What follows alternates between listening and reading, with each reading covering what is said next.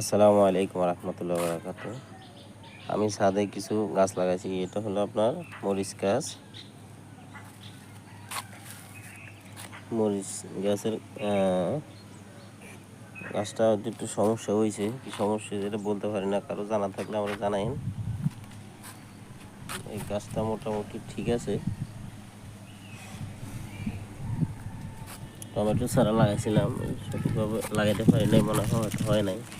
Tomato চারা ছাদে কীভাবে লাগাইতে হয় আমার একটু জানান। এটা বেগুন গাছ।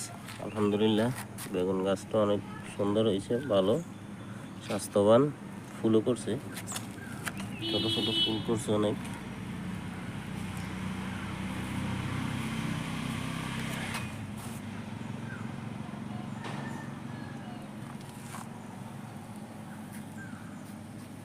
এটা হচ্ছে করলা গাছ।